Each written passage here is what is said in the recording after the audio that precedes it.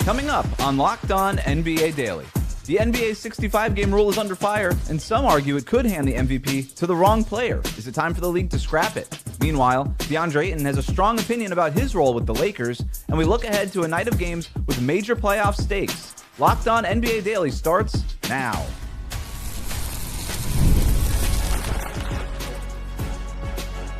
You are Locked On NBA, your daily NBA podcast. Part of the Locked On Podcast Network, your team every day. Hello and welcome back to Locked On NBA Daily, part of the Locked On Podcast Network, now the #1 sports podcast network. However you're tuning in on YouTube or on your podcast app, thanks for making us your first listen every day. Today's episode is brought to you by 5 Hour Energy. Have your cake and drink it too. Birthday cake flavor is back, no fork needed. Vanilla-y, cakey flavor, caffeinated kick, and no sugar. It's party time. Order now at 5hourenergy.com or on Amazon. I'm Wes Goldberg, and today we're talking about the NBA's 65-game rule, a dark horse defensive player of the year candidate, and a look at games with major playoff implications. Tonight, we're doing it with the help of Locked On's local experts. I have two of the best with me, as always, from the Locked On Nuggets podcast. He's a senior NBA writer for the Action Network. It's Matt Moore. Matt? Rocking my Vancouver Grizzlies hat today. I want the NBA back in Vancouver at some point. I think that's something that needs to happen, that we need another Canadian NBA team. There's not going to be a chance for it because we're going to 32 and staying there with Seattle and Vegas. But just want to shout out Vancouver because I think it's a great basketball town. From the Locked On Bulls podcast, he's a Bears and Bulls creator for Bleacher Report. It's Haize. I just want basketball back in Chicago because what we're playing is definitely not basketball right now. Remember when they were good for like a month? Yeah.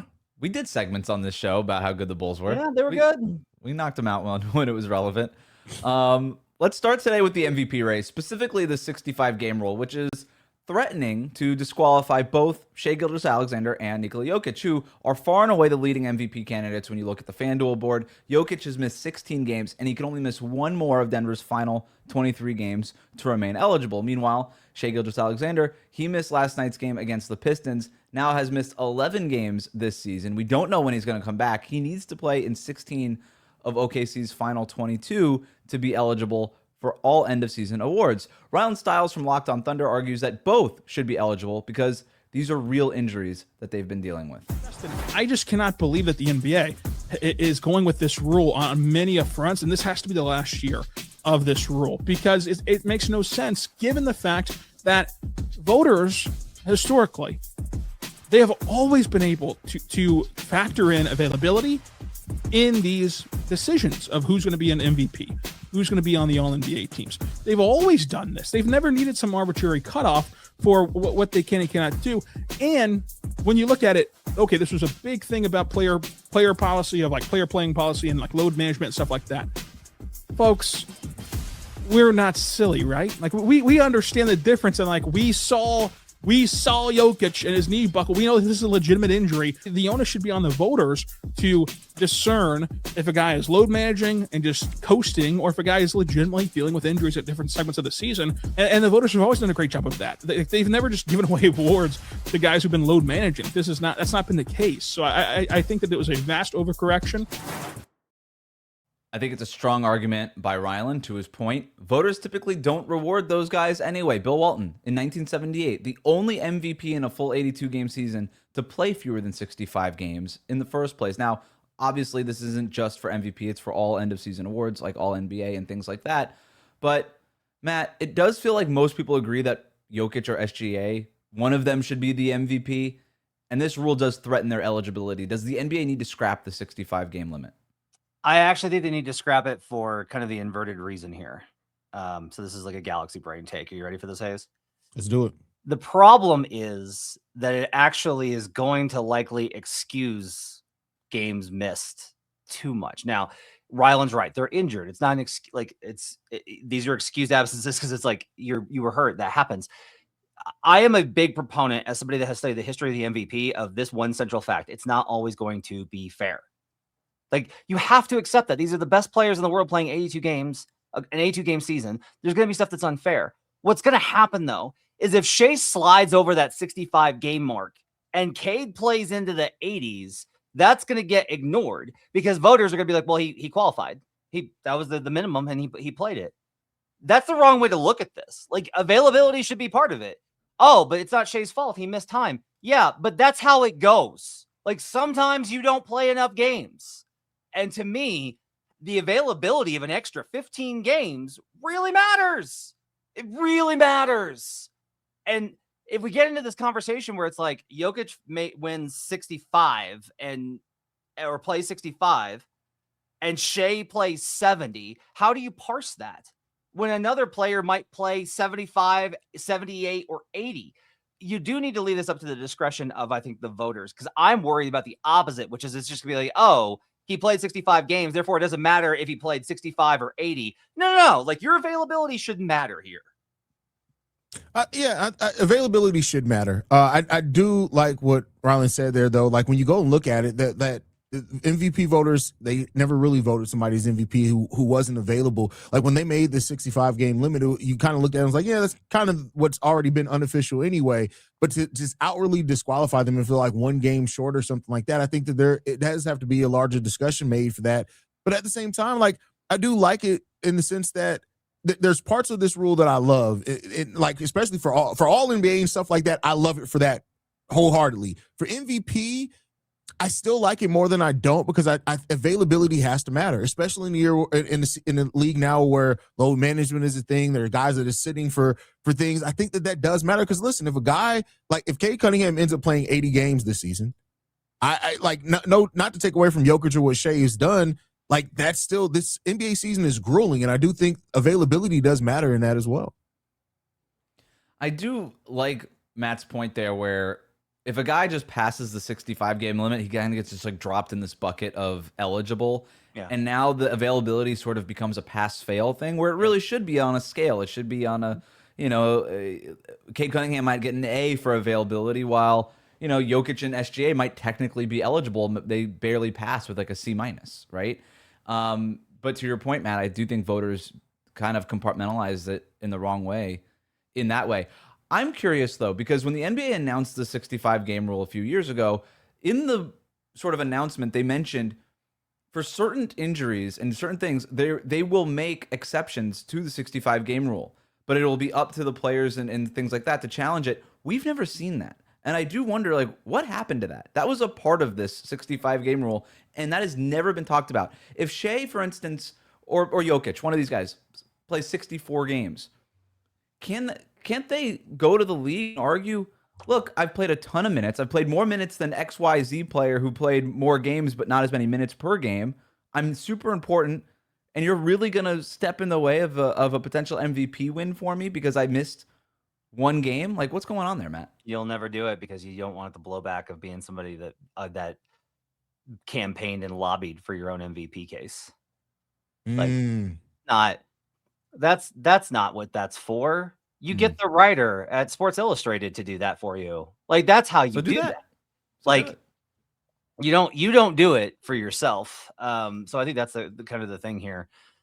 The other thing I think is important, because I do believe in accountability. Like, I liked all these initiatives because it did seem like the players were taking nights off and not being available, not taking nights off. They were being held out, right? We are seeing enough injuries now that I think it's important for people like me that were like, we need to see these guys more, to like take accountability for that and be like, we're seeing too many injuries. Like, they were right. Like, the guys are going to have to miss games. You want to know a really easy way to avoid this entire problem is reduce the schedule. Here we go. Here we go. Like, I'm sorry. We come back to it. I know we've talked about it a million times. Hey, it's just like we come back to it every single time because it's like, look, man, if we don't have back-to-backs, we're probably not seeing the injuries that we're sustaining. Like, Jokic's thing was a freak injury. But I'm also, again, I do kind of get to a point where you can't avoid you. What I don't like is the implication of injury should never decide the MVP. Well, okay. If you know that somebody's the best player in the world and he plays 20 games, is he the MVP? Like, what's our slippery slope threshold here? Where does it become like a reasonable thing? Like, the 65 game rule means you have to start parsing these things, and that's what I don't like. Where it's like, oh, I was going to vote for him, but he only played 65 games, and the other guy played 80. That's it. Like, the other guy played more games. Can I spin it to you based on what Matt is saying there? Like, I do think it's an interesting way to frame this of, would you rather have 78 games from Cade Cunningham or 60 games from Nikola Jokic this season, right? Well, that's a great question, but I think it's different from if you're asking from like a play standpoint. Like if 60 games of Jokic, I'm taking if I'm building a team every single day. But if you're talking about somebody who's most valuable player to the league, I may have to weigh Cade at 78 games more than that. Yeah. And like Totally there's metrics out there that will allow you to kind of do this, like estimated wins. I think that's actually like a pretty good way to kind of consider this. And you're like, I don't want to use a stat. Okay, fine. You don't have to use a stat. That question is really kind of the answer here, which is, OKC fans firmly believe that Shai Gilgeous-Alexander is decidedly more valuable in 65 games than Cade is at 78. I would tell you that there's very little information that backs that up. That if you actually go in and try and do the research on that, you're going to have a really hard time not being able to get to like, oh, wow, that 30 minutes he plays a night really matters. We're off to a great start. Make It, Take It is next.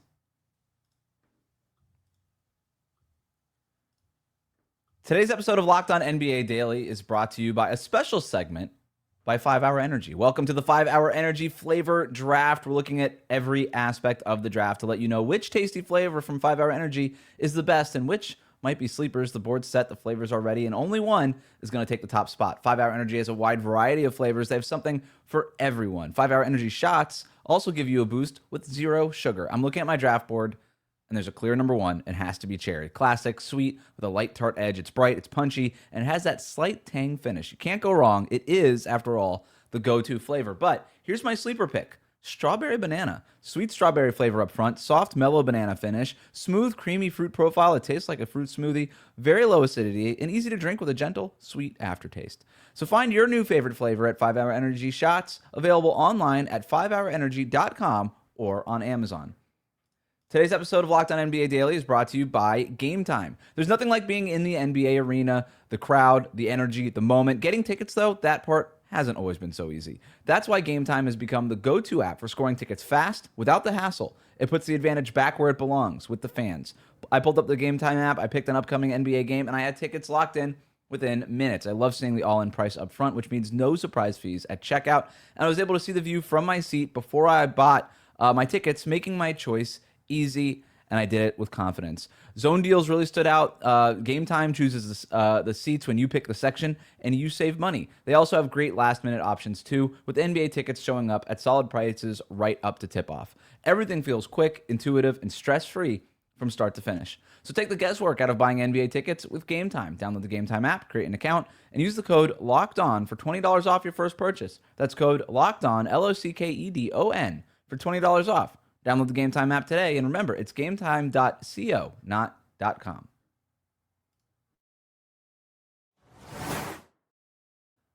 Welcome back to Locked On NBA Daily. The best way to support the show is to subscribe on YouTube. We are Monday to Friday at 1 p.m. Eastern, wherever you get your podcasts. It's Thursday, so it's time for Make It, Take It. You guys know the rules. 2 takes, 1 winner. Matt, you won last week, so you get the ball first here. Let's start with this. Not 65 games, but 50 games. The Rockets, they're 36-21. They're 15 games over 500. They're on pace to win 50-plus games in a Western Conference, and yet we've all sort of just agreed here that we don't consider them real contenders. So here's a question. Is it hard to win 50 games in the NBA season, and does it matter? Matt, start with you. It is hard.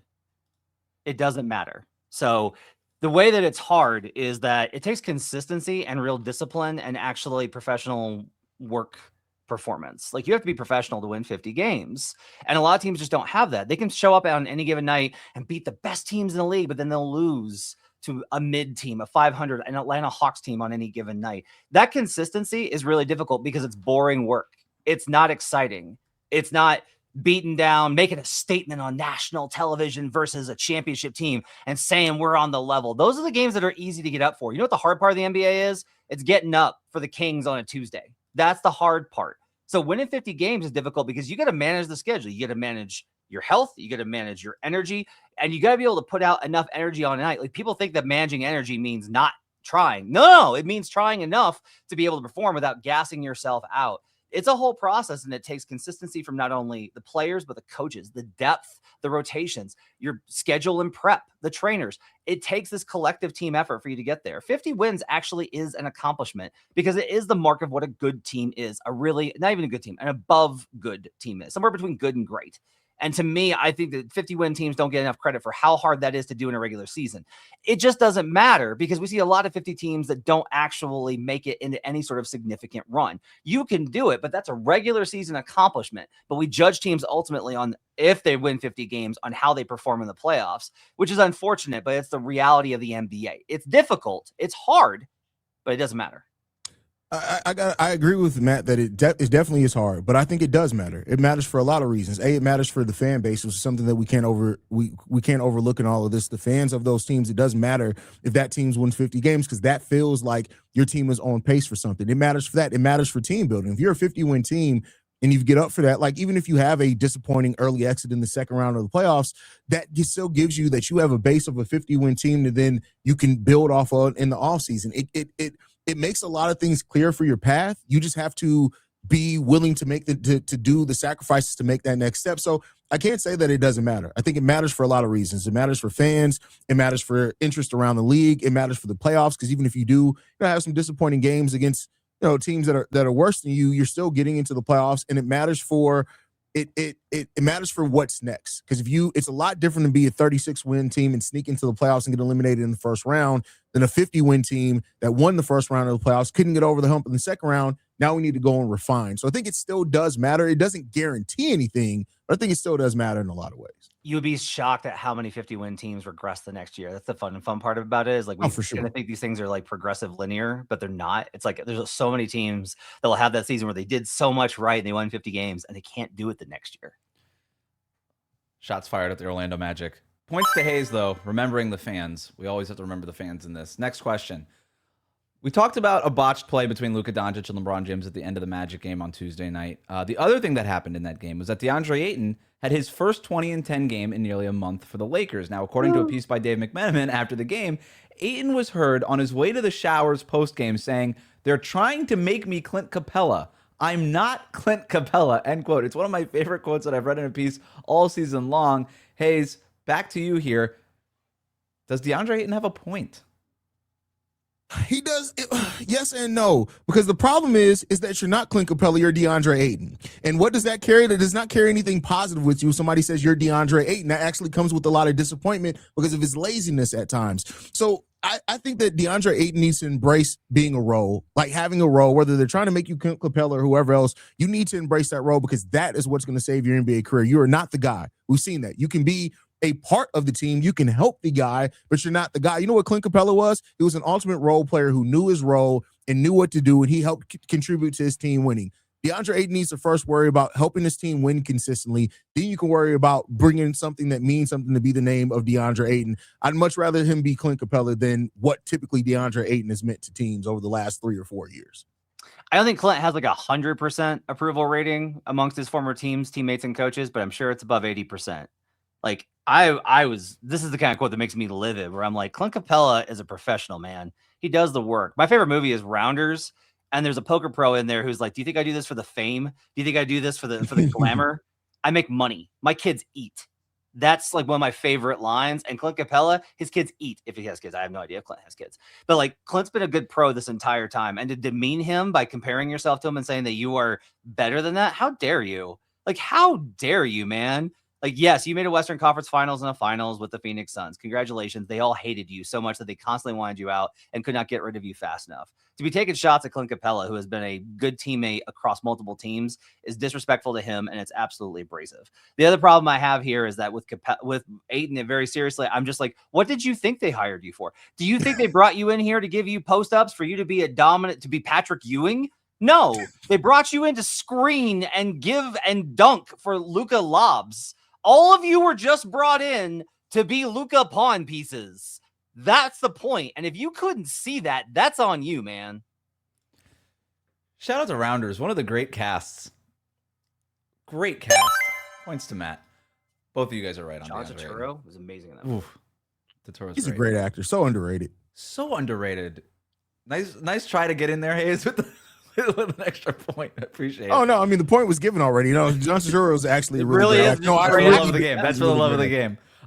We have one more question about an underrated defensive player of the year candidate. We're going to talk about that. Plus, look ahead to a really fun slate of games tonight coming up next here on Locked On NBA. Today's episode is brought to you by Indeed. Workplace chaos, deadlines stacking up, inbox overflowing, and one position that you have to fill still sitting open. That's when the pressure's on and you need the right hire, and this is a job for sponsored jobs. Indeed Sponsored Jobs helps you reach the people who actually fit what you're looking for: skills, experience, location, so you're not just hoping that the right candidate stumbles across your post. And here's a stat that says it all. In the minute that I'll be talking to you, companies like yours will make 27 hires on Indeed, according to Indeed data worldwide. So if you're hiring, spend less time searching and more time interviewing candidates who check all of your boxes with Indeed Sponsored Jobs. Spend less time searching and more time actually interviewing candidates who check all of your boxes. Less stress, less time, more results. When you need the right person to cut through the chaos, this is a job for Indeed Sponsored Jobs. And listeners of this show will get a $75 sponsored job credit to help get your job the premium status that it deserves at Indeed.com/podcast. Just go to Indeed.com/podcast right now and support our show by saying that you heard about it on Locked On NBA. Indeed.com/podcast. Terms and conditions apply. Need to hire? This is a job for Indeed Sponsored Jobs. Thanks again for making Locked On NBA Daily your first listen every day. The Locked On Podcast Network has a show for every team. Check out Locked On Thunder, Locked On Nuggets, Locked On Lakers for more on today's top stories. Last question for Make It Take It. In last night's game between the Spurs and the Raptors, Scottie Barnes spent time on Stephon Castle, Devin Vassell, and Victor Wembanyama. Vassell and Wembanyama did not score when defended by Barnes, according to the tracking data, and Barnes forced at least 2 turnovers on Stephon Castle. Matt, do we need to talk about Scottie Barnes as a potential Defensive Player of the Year candidate?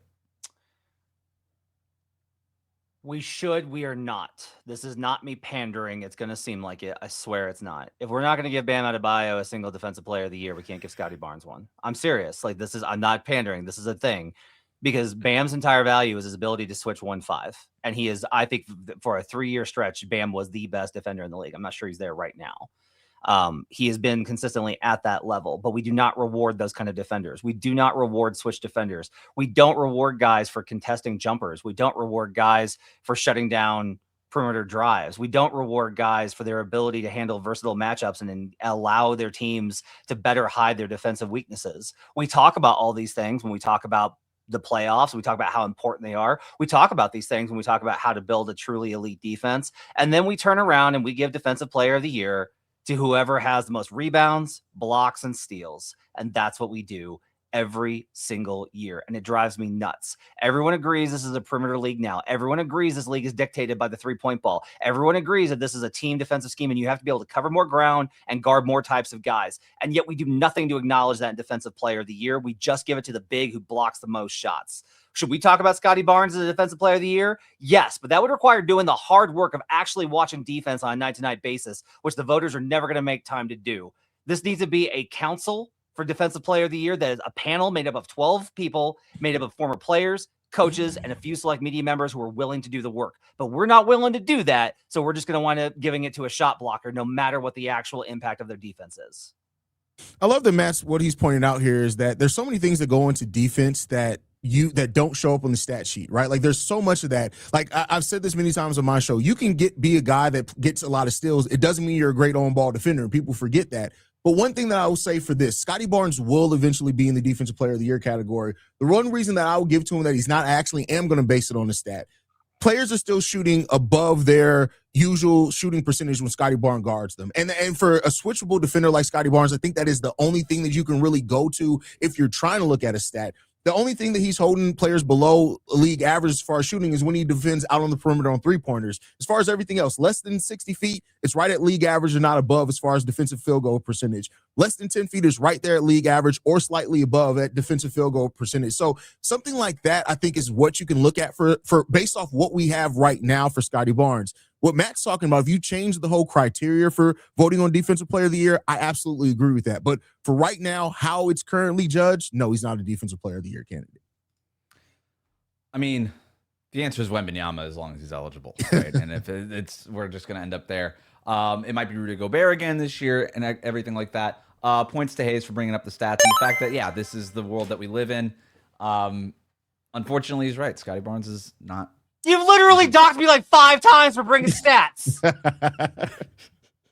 It's how you frame them, Matt. That's how you frame the stats. Sometimes, Matt, I love you, Matt, but sometimes, Matt, you just throw a bunch of numbers and it's like, wait a second, what are we going at? Yeah, you can't see my madness. You can't see Sometimes just stop paying attention. 10-game slate with a bunch of games that are going to be important for playoff positioning tonight. Let's start in the East. Heat at Sixers. The Heat can pull within one loss of the sixth place Sixers. Try saying that a bunch of times. And take a season tiebreaker with the win. Joel Embiid likely to play. Paul George still out because of some bogus suspension. Haize, who do you like in Heat Sixers? It's hard for me to bet against the 76ers. They've been so good. And the Heat, they go, no offense to the West, they go in and out of looking really good. I'll bet on the 76ers here. Matt? Oh, I like Miami. I like Miami here. I think the Sixers, there's a lot of really concerning stuff under the hood for the Sixers. I just think that there's probably like I like them a lot. I like watching them and I want good things for them. Embiid does make them into a different type of team, but I kind of like the Heat's ability to run on them here. Heat lost to Milwaukee on Tuesday. This is a big win for them if they can get it. They kind of need to bounce back here. Lakers at Suns. The Suns can pull within a game of the Lakers for the 6th seed with a win. The Lakers, if they win, they would even the season series with Phoenix at 2-2, and it would give them a pretty significant cushion there for that 6th seed.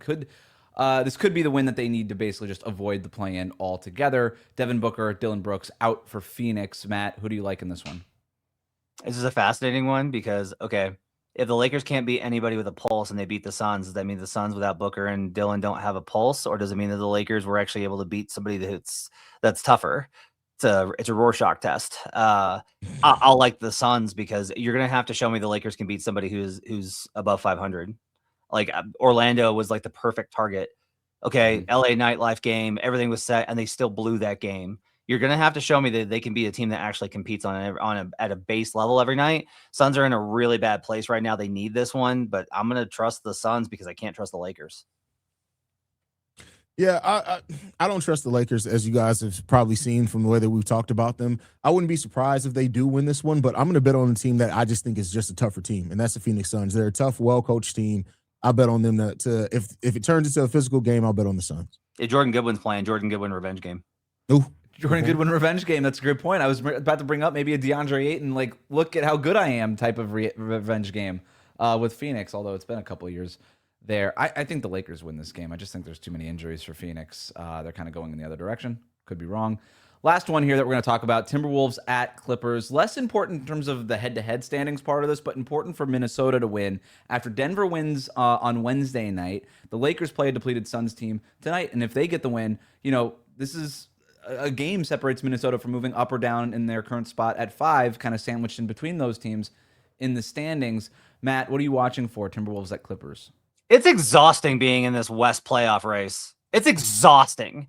Every single night, even when you lose, you're like, well, we lost. Okay, well, at least we don't have to stress as much because we lost. And then everybody else loses too. And then you win and everyone wins. Like those teams in that top bracket, there's 5 teams in that group that are just like absolute every night, tooth and nail dogfight. It is so tough here.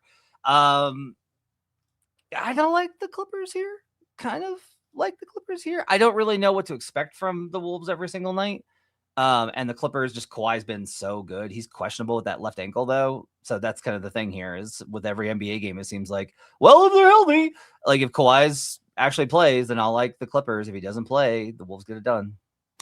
I want to bet on the Wolves here because this is around the time of the season where Kawhi is about to start not being available and the Wolves usually start turning it on, right? Like there's at some point something got to give here. I'm going to give it to the Wolves because I think we're going to start seeing from the end of February throughout most of March, we're going to start seeing some of the best Wolves basketball. I hope so. When Minnesota's playing well, they're a lot of fun to watch.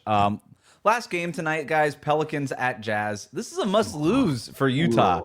They are a game ahead of the Pelicans in the tankathon. The Pelicans have no interest in losing. Just another game for people to watch if they're interested in the tank race. But that'll do it for us today. If you like what you heard today, subscribe to Locked On NBA Daily wherever you get your podcasts, including on YouTube. Thank you to Matt and Haize for their expertise every day. Thank you for making the Locked On Podcast Network your first listen. We'll see you right back here tomorrow on Locked On NBA Daily.